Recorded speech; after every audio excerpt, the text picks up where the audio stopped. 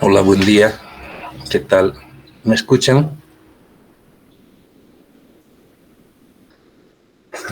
Ya estaba preocupado, pensé que nadie iba a entrar, porque ya estamos casi en la hora, ¿no?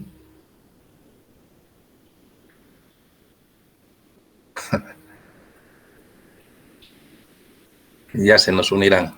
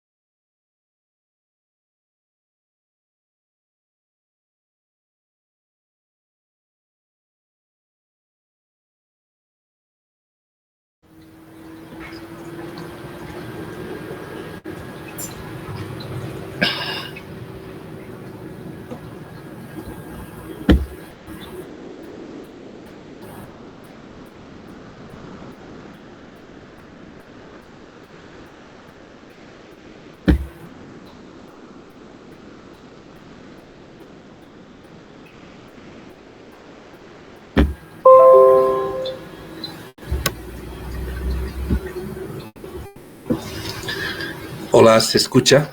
¿Se ve? Sí, doctor, buen día.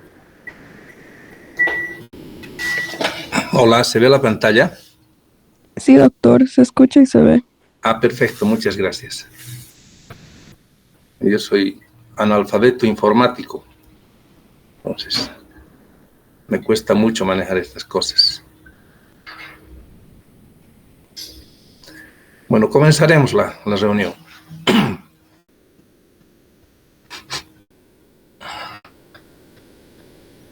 He puesto exprofesamente esta diapositiva para mostrar cómo es cuando el torrente de un río es libre.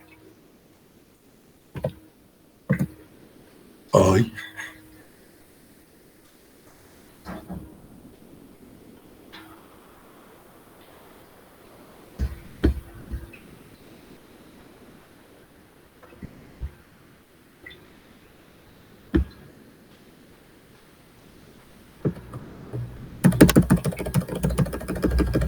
Creo que estaba comenzando por el final.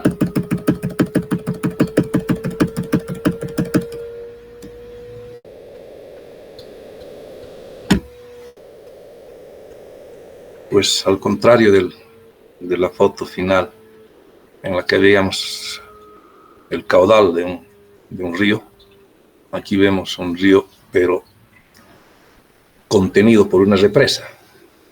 Un poco para ejemplificar qué es lo que pasa en el hilo intestinal. Como definición, es la interrupción del tránsito intestinal con imposibilidad de expulsar heces y gases. Esto tiene múltiples etiologías. Pueden ser causas intrínsecas, intestinales o extrínsecas. Podrían ser causas inclusive de enfermedades sistémicas o de intoxicaciones o de respuesta a algunos medicamentos. Hablaremos un poco de la fisiología del intestino delgado. Ustedes saben, el intestino delgado pues comienza en el duodeno, termina en la válvula ileocecal. Se calcula que al intestino delgado entra gran cantidad de líquido. Entonces, aproximadamente 2000 cc por ingestión, 1,5 litros por saliva, secreciones gástricas 2,5 litros, secreciones de bilis, secreciones pancreáticas, secreciones del mismo intestino. Entonces esto suma aproximadamente unos 9 litros de líquido que tiene que manejar este intestino. Y como el intestino es el encargado de la absorción de nutrientes y líquido también, entonces se produce una reabsorción de aproximadamente 7,5 litros de líquido, restando 1,5 litros del líquido que va a pasar al intestino grueso, al colon. Entonces, como comprenderán, si se produce un fenómeno obstructivo, es una gran cantidad de líquido que se va a secuestrar en el intestino, causando alteraciones hemodinámicas importantes. Existen dos tipos de híleo: el híleo paralítico, que es causado por una parálisis del músculo liso, veremos ya algunas causas, y el híleo mecánico, que está causado por una obstrucción. Esta puede ser ubicada dentro de la luz intestinal, en la pared intestinal o por fuera de la pared intestinal. Puede clasificarse por el nivel de obstrucción como alta, cuando está por encima de la válvula ileocecal, y baja por debajo de la válvula ileocecal. Puede ser aguda, en el caso de estrangulaciones de hernias, o crónica, en el caso de lesiones tumorales. Habíamos dicho que puede estar causado por alteraciones en la pared del intestino, alteraciones por fuera del intestino o alteraciones extrínsecas por procesos inflamatorios como las peritonitis de diferentes etiologías. Y por el mecanismo puede ser una obstrucción mecánica simple, en el caso de las adherencias o las bridas, una obstrucción estrangulada en el caso de las hernias, las obstrucciones en asa cerrada, que pueden ser muy peligrosas, pueden llevar rápidamente a isquemia, y algunos tipos de obstrucción muy características como son el vólvulo y la intussuscepción. Entonces habíamos comenzado mencionando la cantidad de líquido que llega al intestino delgado. Entonces, si este se obstruye, se produce un secuestro intraluminal de líquidos y electrolitos. Esto va a causar una repercusión hemodinámica, causando disminución del volumen circulante, disminución del riego arterial en los riñones. El riñón, en un afán de ahorrar líquido, pues va a dejar de funcionar o va a disminuir su proceso de filtración. Se va a producir una disminución en la filtración, una oligoanuria. Otro problema importante sería que esta obstrucción va a condicionar una multiplicación exagerada de bacterias. Este aumento de la población bacteriana puede hacer que estas bacterias pasen a través de la pared, se produzca una traslocación, puedan producir una infección de la cavidad peritoneal y puedan pasar al torrente circulatorio produciendo cuadros infecciosos severos. Este esquema nos muestra la fisiopatología de la obstrucción intestinal. Entonces, el acúmulo del contenido intestinal produce una disminución de la absorción y crea un tercer espacio. Este aumento de presión va a producir edema y éstasis venoso por compresión en la pared intestinal. Esta éstasis venosa va a condicionar la aparición de zonas trombóticas o isquémicas, pudiendo llevar hacia una gangrena y perforación. Habíamos comentado que en esta zona obstruida se produce una proliferación bacteriana, puede producirse una traslocación bacteriana, puede pasar a través de la pared las bacterias hacia la cavidad peritoneal y producir una peritonitis bacteriana, o pueden pasar al torrente circulatorio produciendo un cuadro infeccioso severo.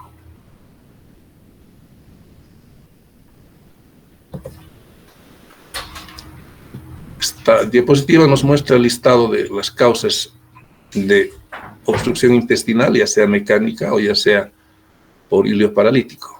Entre las mecánicas, habíamos dicho, hay causas extraluminales, las hernias, las bridas, los vólvulos, la invaginación o compresiones tumorales que puedan producir obstrucción. Causas parietales, en la pared intestinal, fundamentalmente presencia de tumores, divertículos, hematomas o procesos inflamatorios. E intraluminales, pues una causa relativamente frecuente es la impactación fecal, la presencia de cuerpos extraños, besoares.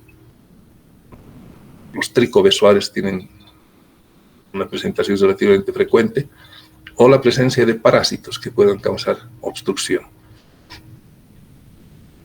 Las causas de ilio paralítico adinámico, la causa más frecuente es las postquirúrgicas, ¿no? Luego de la cirugía, por defensa de la cavidad del peritoneo y del intestino, se produce una parálisis, una disminución del peristaltismo. Alteraciones inflamatorias, peritonitis, alteraciones metabólicas, sistémicas, traumatismos, alteraciones neurológicas como traumatismos medulares, el uso de fármacos, habíamos comentado la anterior vez en estreñimiento, opiáceos o derivados de la atropina. La retención aguda de orina también podría condicionar una parálisis del intestino. Procesos retroperitoneales, las litiasis renales, las renoureterales son una causa frecuente de parálisis del intestino como reacción al dolor. Se ha descrito que algunas alteraciones torácicas como la neumonía pueden también condicionar ilio paralítico. Intoxicaciones aquí no está mencionado, pero está descrito que hay intoxicaciones por picaduras de insectos que pueden producir parálisis. Se ha descrito últimamente las picaduras de araña viuda negra que están apareciendo en nuestro medio, y sí, esa picadura puede producir una parálisis intestinal.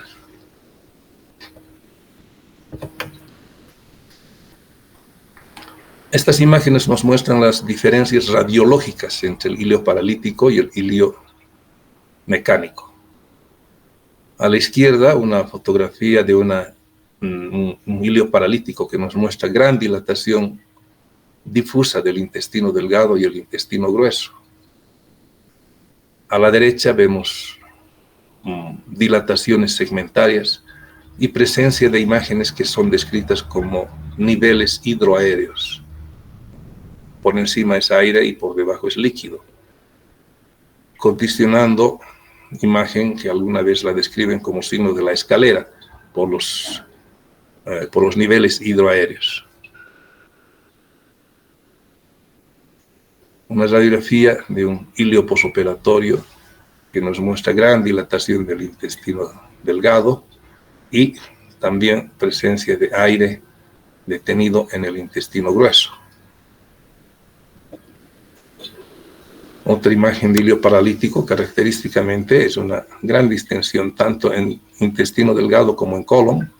Las asas están uniformemente dilatadas, aquí no vemos los niveles hidroaéreos y característicamente puede haber gran contenido gástrico.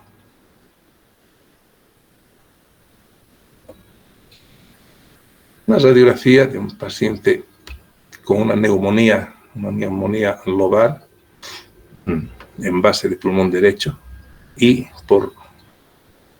como reacción una parálisis intestinal. Muestra gran dilatación difusa del intestino, tanto delgado como grueso. No hay niveles hidroaéreos, entonces tenemos que suponer que es un hilio paralítico secundario a un proceso infeccioso. Las causas más frecuentes de obstrucción intestinal alta, mecánica. Tenemos las adherencias, que ocupan el primer lugar, tumores, las hernias, enfermedades inflamatorias como la enfermedad de Crohn y otras misceláneas que vamos a ver.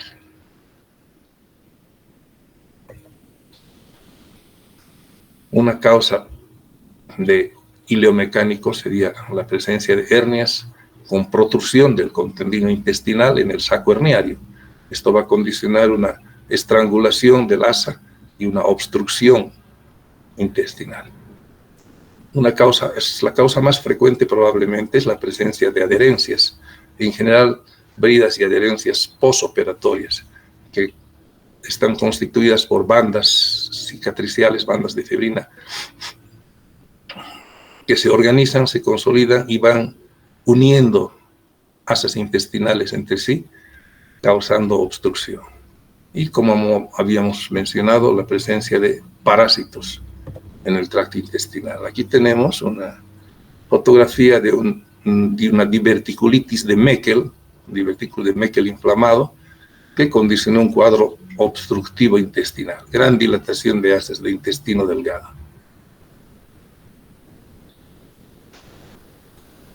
Al hacer el examen físico hay que tener mucho cuidado de buscar la presencia de hernias.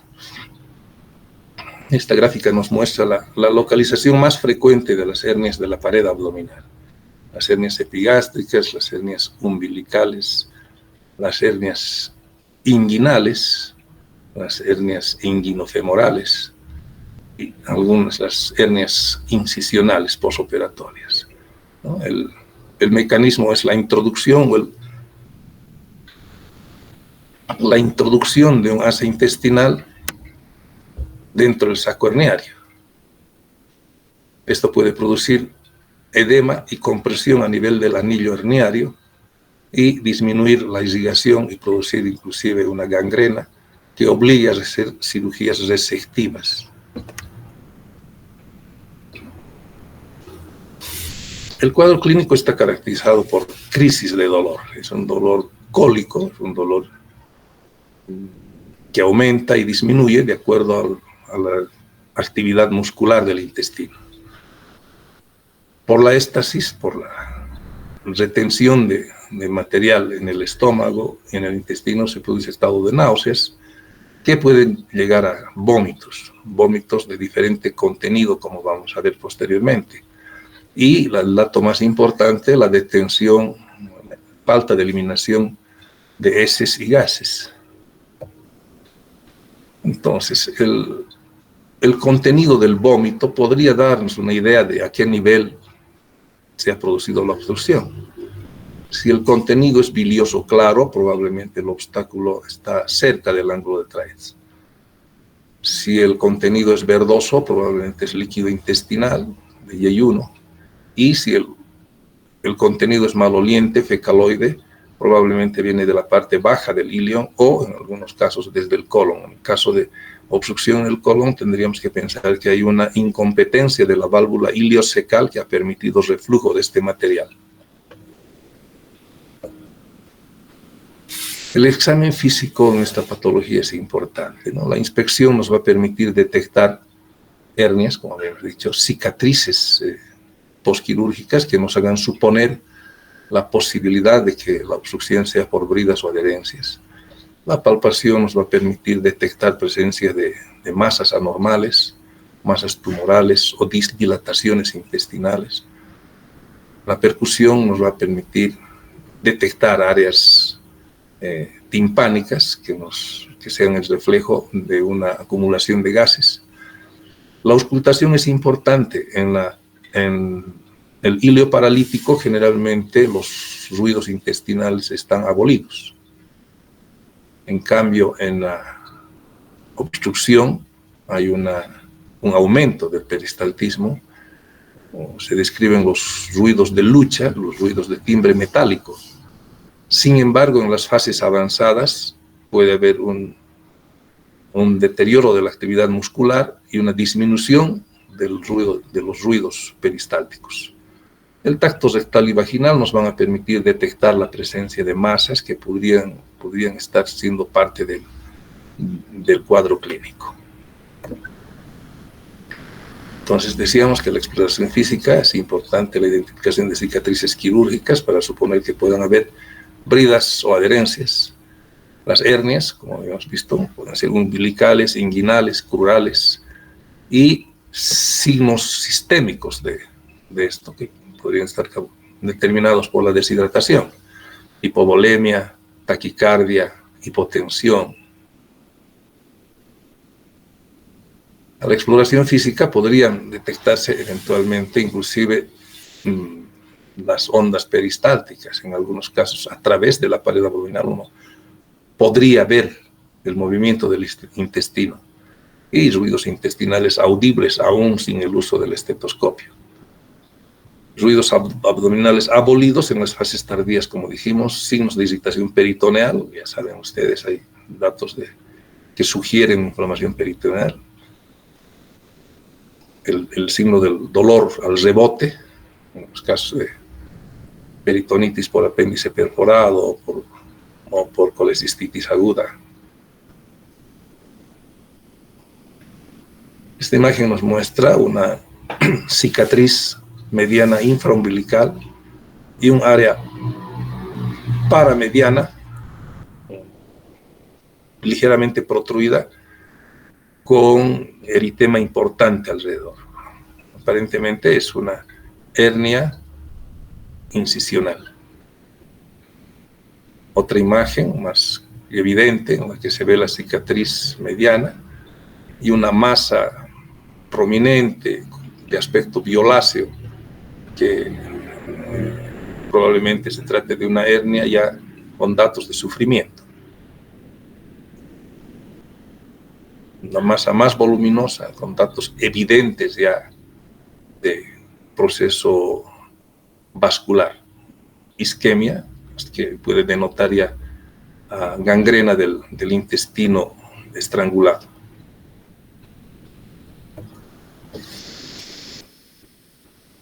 Una causa de ilio mecánico no es muy frecuente, afortunadamente, pero es muy interesante la fisiopatología y los hallazgos en este cuadro. Es el ileo biliar, que consiste en la obstrucción intestinal por un cálculo que migró de la vesícula biliar.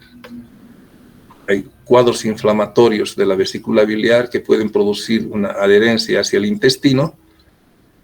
Por éstasis, por compresión del cálculo, se produce una isquemia de la pared y un trayecto fistuloso entre la vesícula y el intestino, permitiendo el paso de cálculos al intestino.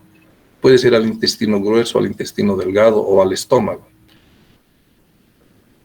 El cálculo pues va a atravesar todo el intestino y va a llegar a la válvula iliocecal, donde generalmente el calibre es mucho menor, y va a producir una obstrucción intestinal. Un hallazgo característico de este cuadro es que en la radiografía simple de abdomen es posible detectar aire en los conductos biliares, que es totalmente anormal, ¿no? Y eso está causado por el paso de aire del intestino hacia la vesícula y luego a la vía biliar. Entonces, la coincidencia de datos de obstrucción intestinal, aquí tenemos dilatación de asas de intestino con niveles hidroaéreos y aerobilia. La coincidencia de estos datos pues, nos hacen pensar que se trate de un cuadro de ileobiliar. Aquí en un acto quirúrgico podemos observar la salida de un cálculo de gran tamaño. Un caso de obstrucción intestinal por Ascaris lumbricoides. La primera diapositiva nos muestra una radiografía con asas de intestino dilatados, niveles hidroaéreos, signo de la escalera, y durante el acto quirúrgico ya se puede observar por transparencia la presencia de múltiples parásitos. Luego de la cirugía, la extracción de los cálculos, y vean ustedes la cantidad de Ascaris lumbricoides adultos. Hay que tener siempre el cuidado de diferenciar, de hacer un diagnóstico diferencial entre si este cuadro se trate de una obstrucción intestinal propiamente, o podría tratarse de un cuadro agudo médico. Habíamos dicho que hay intoxicaciones por algunos metales o picaduras de insectos que puedan producir parálisis intestinal, patologías torácicas, como vimos la neumonía, puede producir por reflejo parálisis intestinal, algunas alteraciones gastrointestinales no quirúrgicas como la pancreatitis aguda, en general no requiere tratamiento quirúrgico, puede por reflejo producir parálisis intestinal. Los cálculos renoureterales pueden producir parálisis como reflejo al dolor que causa este cuadro. Hablaremos un poco del colon. El colon, el intestino grueso, habíamos visto que recibe más o menos como 1500 cc de líquido del intestino delgado.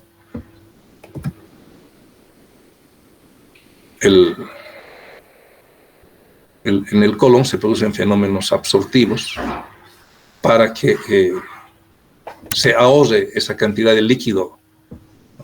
Si no fuese esto, pues el paciente estaría constantemente con diarreas. Entonces, el intestino grueso tiene por finalidad absorber ese líquido que le ha llegado del intestino delgado.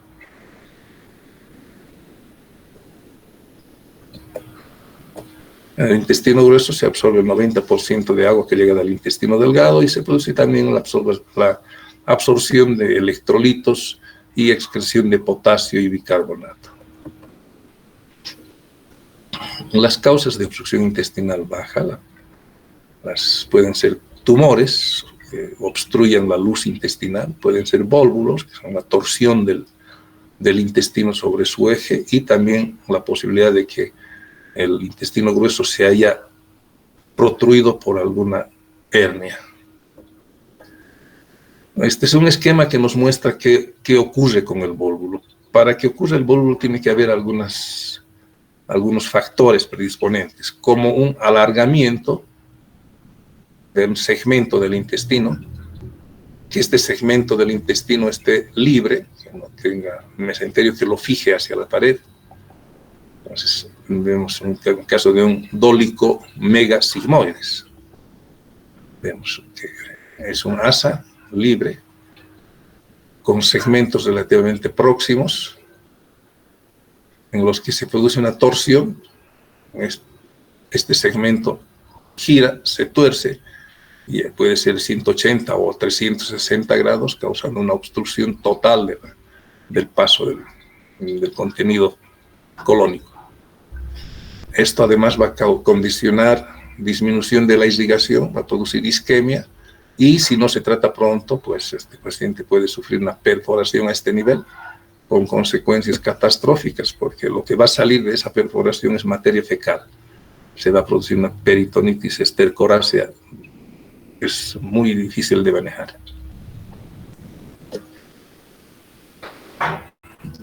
La imagen radiológica del vólvulo de sigmoides, pues vemos asa muy dilatada, y esta imagen la han comparado con la imagen de un grano de café. Si notamos, pues este sería la asa, y este es el segmento interasa.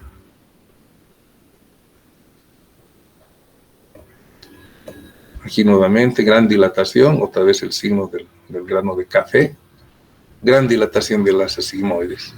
En la cirugía podemos evidenciar un crecimiento, pero enorme, del asa intestinal. Aquí es un megacolon, un crecimiento monstruoso del segmento del asa intestinal. Y esta patología es relativamente frecuente en nuestro medio, ¿no? Como habíamos mencionado antes en la charla anterior, en nuestro medio el Chagas es una de las causas más frecuentes del crecimiento del intestino, del megacolon. Y el megacolon es la causa frecuente del vólvulo. Entre los laboratorios, desde luego, hay que pedir un hemograma para determinar si tiene leucocitosis, de descartar patologías extraintestinales como la pancreatitis, pidiendo dosificación de amilasa, lipasa, y pedir la dosificación de electrolitos para establecer si existe o no un desbalance hidroelectrolítico. La radiografía, como hemos visto, es sumamente útil. Se le realiza una radiografía de abdomen y de tórax, de pie y en posición supina.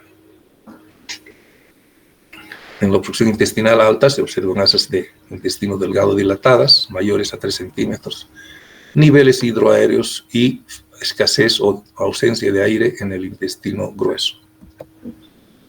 Aquí vemos una gran dilatación de asas intestinales, tanto del intestino delgado como del intestino grueso. Una imagen en la que se ven datos de obstrucción intestinal, niveles hidroaéreos y presencia de aire en el árbol biliar. Entonces, esto nos hará suponer que se trate de un ilio biliar.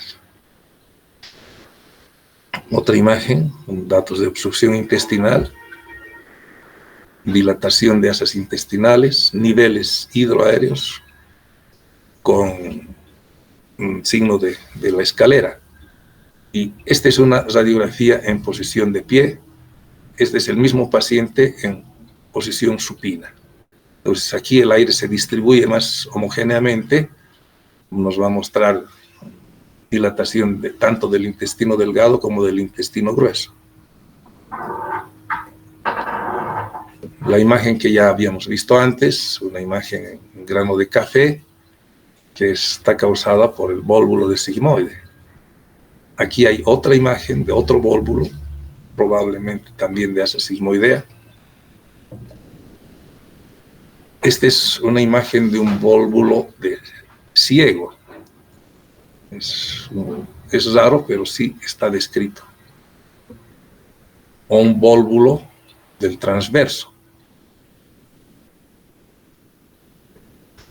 La ecografía es un estudio que inicialmente pues, no era muy utilizada en el diagnóstico de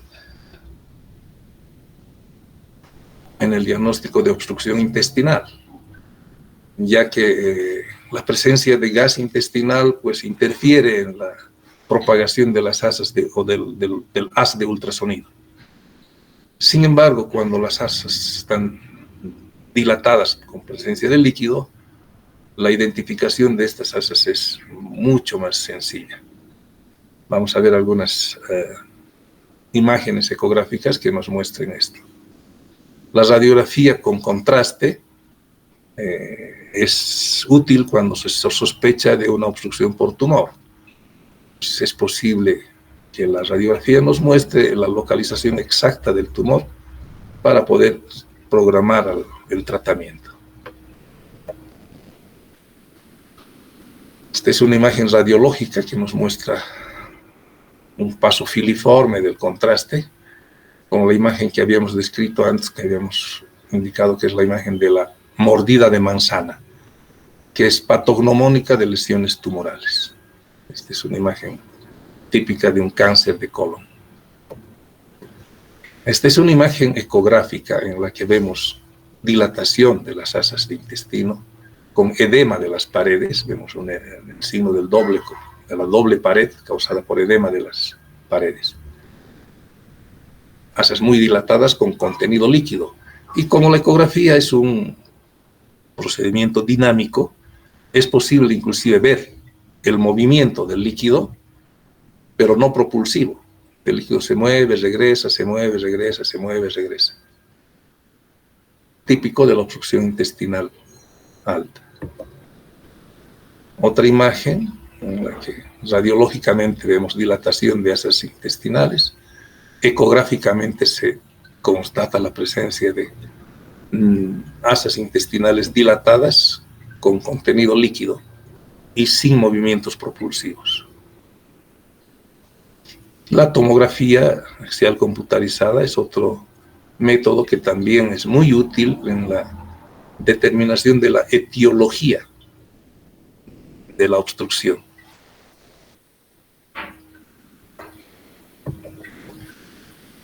Esta imagen ampliada nos muestra asas de intestino dilatadas, sugerentes de una obstrucción, y una imagen sugerente de un cálculo.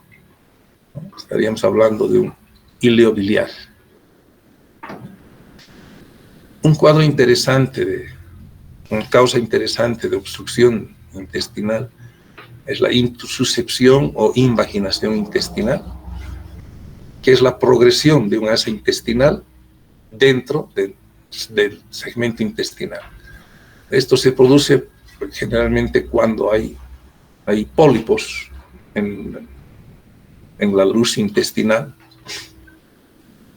El intestino entiende de que se trata de un pedazo de alimento y pues el peristaltismo arrastra este pólipo y lo introduce dentro del asa siguiente, dentro del segmento de asa intestinal que sigue. Esto pues va a condicionar una compresión a este nivel, disminución de la irrigación, isquemia, y si no se soluciona, esto puede terminar en una perforación intestinal. Un caso clínico: varón, 47 años, antecedente de fumador de larga data, tos crónica, pérdida de peso en los últimos 3 meses, una semana de dolor en cuadrante inferior derecho de abdomen, dificultad para eliminar heces y gases. La radiografía mostró dilatación de asas intestinales y niveles hidroaéreos. La tomografía muestra dilatación de asas intestinales con presencia de niveles hidroaéreos y un asa dilatada con una imagen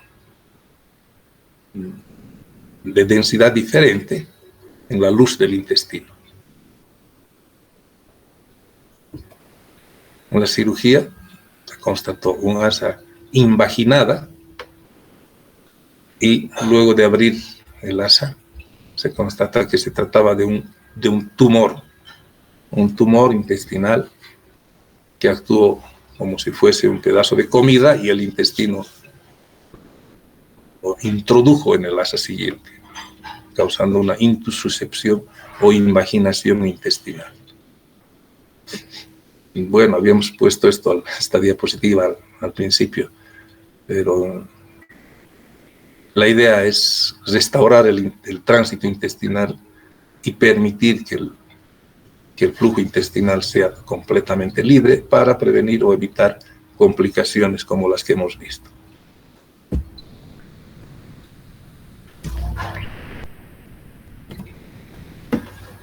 ¿Hay alguna pregunta del público? ¿Hay alguna pregunta de los asistentes?